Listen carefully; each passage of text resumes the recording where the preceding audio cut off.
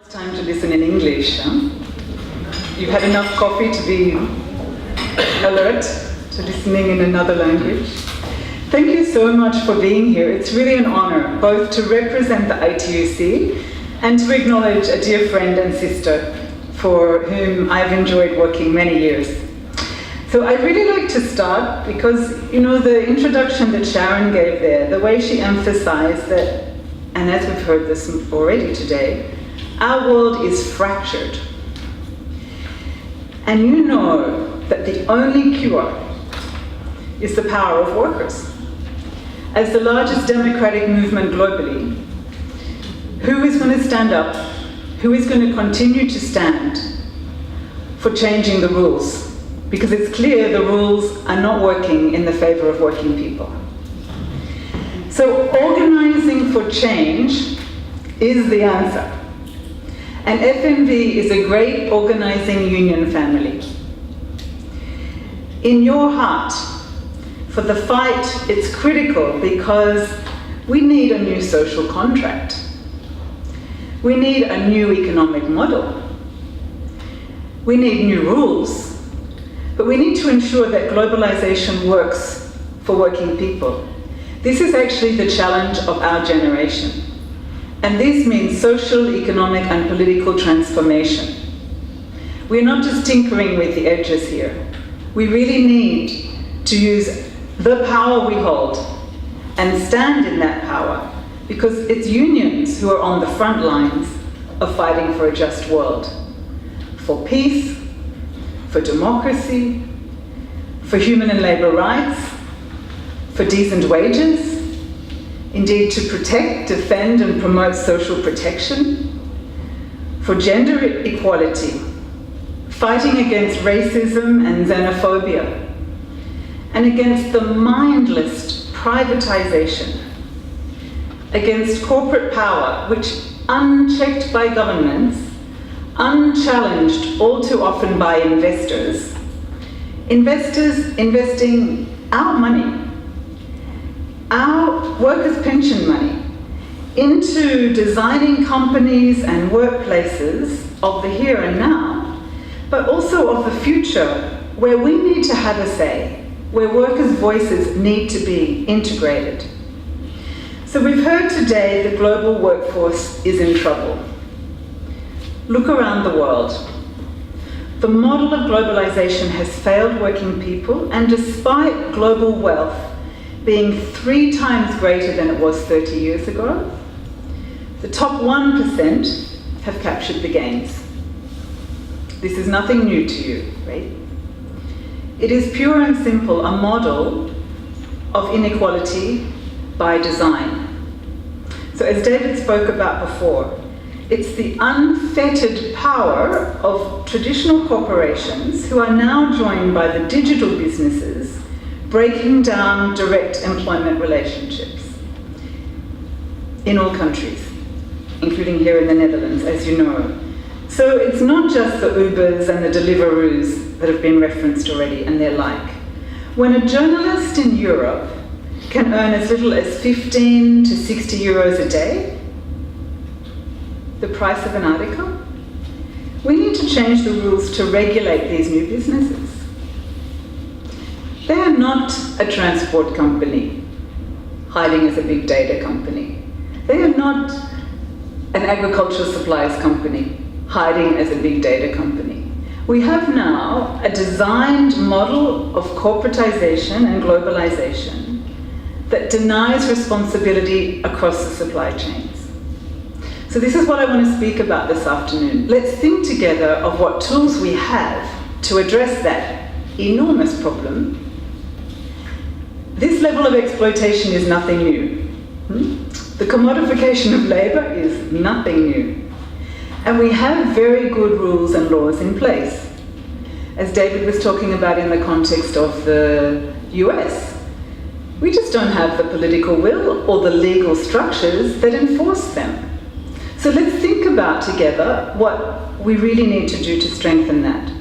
Because dependent workers are dependent workers. And where there are genuine freelancers, we need to be able to organize them and bargain for a fair contract price. And unions are organising independent workers. But think of the hairdressers, the care workers, the web designers, the drivers and the logistics and other service providers. They deserve the rights and the conditions and the dignity that we have long fought for all workers. So this exploitative economic model of today's globalisation has been designed with maximising profit in mind and supported by a majority of governments actively promoting or passively ignoring the attacks on human and labour rights, as well as the suppression of wages. In the ITUC's global poll, we've found that 84% of the world's people declare that the minimum wage of their country is not enough to live on. This is the 21st century.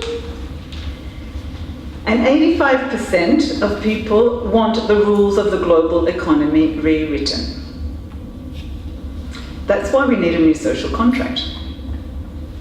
So it's urgent when, as Sharon says in her message just there, 60% of working people have a formal contract, with the majority of them facing precarious or insecure and frequently unsafe work, often without social protection. So 40% of workers are struggling to survive in the informal economy with no rights, no minimum wages, no social protection, and tragically, without regulation, platform businesses are just adding to that. So I'll repeat the statistic that Sharon said there too, that up to 45 million people are in modern slavery. Not only in countries somewhere over there, in our back door, in Europe, here in the Netherlands as well. Places that you might not know about, because certainly this work is never highlighted in the mainstream media, right? So you might like to take a look at one of our own media platforms, equaltimes.org, in English, Spanish and French. Always welcome to translate into Dutch, of course. But you know, there you will see the news and the features and the workers' stories about some of the places where we are fighting these fights, and indeed where we are winning, for good law reforms, and when necessary, in the streets. So I want to give an example where FNV have been very involved, and this is the Qatar campaign. You know, 5 years ago, The Guardian or the BBC or many of the national newspapers did not pay any attention to what was going on in Qatar. This concept of modern slavery, as opposed to ancient slavery, you know, it wasn't a term that was used. But actually, Qatar is the richest country in the world by GDP. Social protection, minimum living wages, vital public services, industry policy, and fair taxation are in place, and then peace and social cohesion are possible. So the EU social pillar, again where Annie has done a lot of work with the European Economic and Social Committee, in ensuring that that provides a very good start and a symbol for the rest of the world. But it must now become social rights protocol with legislative rights for all workers. Equal treatment for all workers.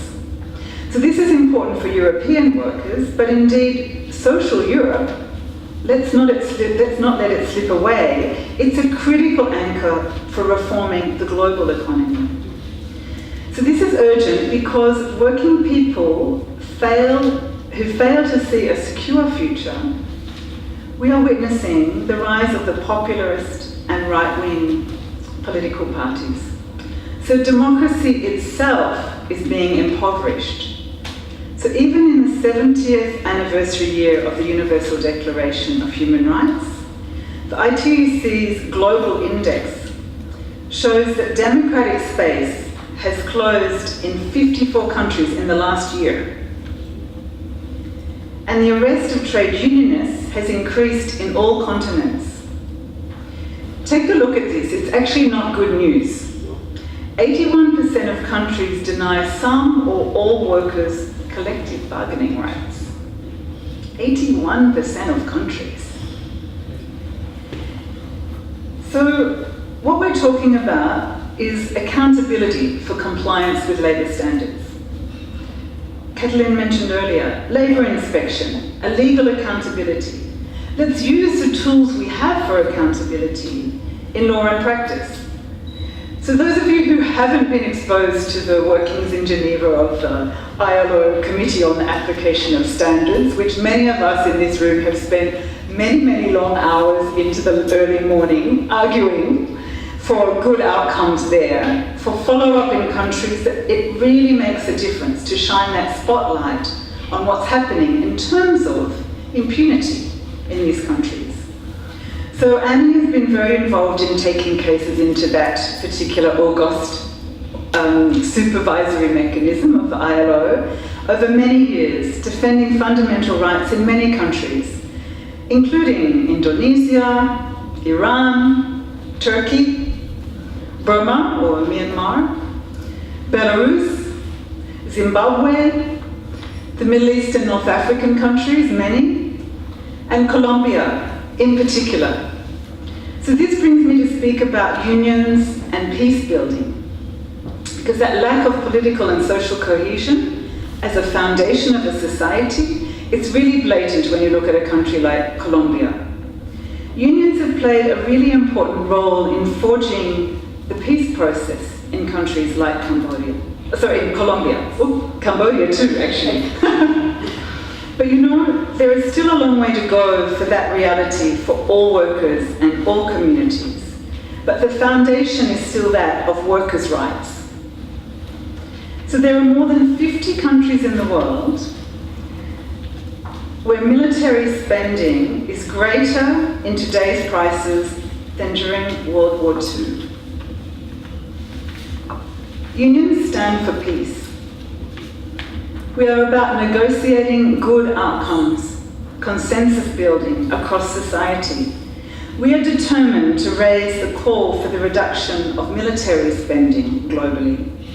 We want more money going into peace measures, education, health, childcare and aged care, and much less into the destruction of each other, the destruction of whole communities, let alone into unmanned war drones or killer bots, these other things that are now technologically possible. So there's much more we need to do to overturn the atrocities threatening peace and democracy. You know, many unionists, and some of you have met them, have been detained as political prisoners. Industrial action and public criticism of political leaders are treated in more and more countries as crimes. Not only in countries far away, but here in Europe too, and all over the world. So I want to acknowledge FNV's Trade Union Rights Award, because that provides a real beacon of hope and recognition for many unionists around the world struggling for fundamental human rights. And FNV Mondial's programs and relationships are a really strong foundation for international solidarity. So on this theme, I want to say I spoke to one of the leaders of the Self-Employed Women's Association in preparing for today. I spoke to Jyoti. And many of you will know, Sewa is a long-time partner with FNV and with FNV Mondial. And I asked Jyoti about Annie's work. And she said that she recognizes Annie's contribution to their work as really critical. She said that, Sewa represents 1.4 million women in the informal economy in India. So there's street vendors, there's street waste pickers, daily construction workers, salt pan workers, domestic workers. And Annie, Jyoti told me that you are her very old friend. I think she means long-time friend. But for her, you represent solidarity and sisterhood. She said that you really helped Sewa focus on getting recognition of the role of women in the informal economy. Now, I don't say that lightly. These are women who are the lowest caste in Indian society. And getting recognition of women's role as economic actors and as human beings, That is life transforming for these women in India. She said that to organise women, especially in the tobacco and agricultural sectors, so both urban and rural organising programs, this is where they gained a lot of strength from their partnership with FNV and the connection with other international unions. Because she said they've been able to strengthen their work on the ground in collective bargaining with organisations like, for example, municipal authorities, to have their work decriminalised so that street vendors are not taken off the streets and thrown into prison for earning their daily wages for their families. And so she said, you invested a lot of time and effort in the union movement of Sewa. Thanks from Sewa, Annie. Monetary Fund, the G20, the OECD, the United Nations, and indeed we've heard today from Kathleen also about the fights at the ILO. But wherever and whenever we can claim a place for unions in negotiations, a table for social dialogue, at the table. Refugees are welcome in our workplaces and communities. With racism and xenophobia once again on the rise, we have to remind ourselves that we become fearful of each other, then we lose our very humanity. There is a rise in misogyny and violence against women, and silence can never be a condition of employment. We demand respect, and we demand equality in every aspect of our lives and in all workplaces. And here again, I want to recognise FNV and Annie's work in this really important work over many years. Because now, unions, employers and governments at the ILO are in discussions on the negotiation of a new convention on gender-based violence. And unions are campaigning with other allies, with companies, to make that real and win that next year. We are fighting back and we know the solutions. It's organising. It's organising to build the power of working people. So to win back the confidence of workers, it will take the guarantee of secure futures. There's a lot more I know that Philip will speak about after me, about the ILO Commission on the Future of Work, the Global Deal, which both the FNV and the Netherlands government supports, which is really looking at including social dialogue processes at a global level.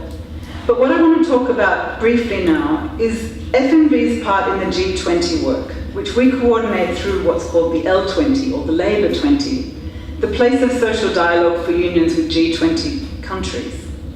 So we have won commitments on investment in jobs, in infrastructure and care, on women's participation in the labour market with specific targets, on formalising informal economy work, and on technology transition. On tax, the rules need to change, and the G20, sadly, is the place to try and argue for reform of the global taxation system, aiming at encouraging redistribution, to address taxation of the digital economy that is currently tax-free. So if we don't have the resources to actually underpin the social and economic programs, the social protection programs that we need globally, we are going backwards. So this is a fundamental part of changing the rules in terms of corporate accountability, as well as, of course, human development of technology and human control of data with protections against surveillance of workers. This is fundamental. Human and labour rights must be complied with in any work environment. So we do need to change the rules to secure decent work. We want a UN treaty on business and human rights. We want a new ILO convention on global supply chains. Kathleen's referenced that and is very much a part of that work. This is to ensure that companies no longer outsource their responsibilities for the workers who earn them their profits. So our ongoing campaigns in addressing labour income share, on wages, the world needs a pay rise. With our regions and affiliates across the globe, We are really working on increasing wages to be a minimum living wage. Do you know it would only take as little as $50 increase a month in Asia to pay a minimum living wage? It's about the same in Africa and a little bit more than that in Latin America. $50 a month for a worker and their family? How is it that Samsung can earn $10,000 from their workers per worker in their profit line, and yet their workers do not earn a living wage? They're nowhere near being paid that amount of money in factories across Asia. So there's so much more that I could say about social protection and the need for that, but you know what that represents here in a country like the Netherlands. In terms of climate change, technological change, economic insecurity and inequality, the historic displacement of people, these global shifts demand just transitions. So friends, I'm going to add that the sustainability issue is one that impacts our workplaces and our communities. We need to see climate action, and your support has helped secure guarantees of a just transition in the Paris Climate Agreement. Now we are pushing for a declaration this year at the climate negotiations in Poland in December to ensure just transition and decent work in that setting. That will embed a role for unions in negotiating the economic shifts to ensure that unions are at the table for shaping the future in planning our industrial transformation. So I just want to acknowledge there that investment in just transition is something that the FNV is really taking a leadership role, and I acknowledge Therese and others involved in the Committee on Workers' Capital for your leadership and your determination in that. But you know, all the crises that we face, economic, ecological and political, are global in scale. We need global solutions. So unions are a part of contributing to creating that consensus, and we play a key role in negotiating and securing global agreements, both at government level and with companies. So our movement demands accountability, the compliance with labour standards, not undermining them or ignoring them. But whether it's companies or governments that exploit workers and undermine human and labour rights, or environmental standards, or due process for justice, what we need to see is that these commitments to reduce poverty and inequality, on fundamental rights of decent work and gender equality, we have the foundation for that. Let me remind you of the roadmap that was agreed by world leaders in 2015, the UN Sustainable Development Goals and the Paris Agreement. So we will fight for a just world and a more equal world. I want to close by thanking you, everyone here, for what you do. Workplace delegates, FNV elected leaders, allies, because all that you do is so important in winning the struggle for economic justice. A new set of rules that respect workers' rights and a new kind of globalisation. This is in our common interest. So Annie, I thank you for all that you have done over the years. The world is a better place as a result of those efforts. The EU's ECOSOC is a better place for your work, and the ILO's committees are also a better place because of your work. It's been a pleasure to work with you. Solidarity.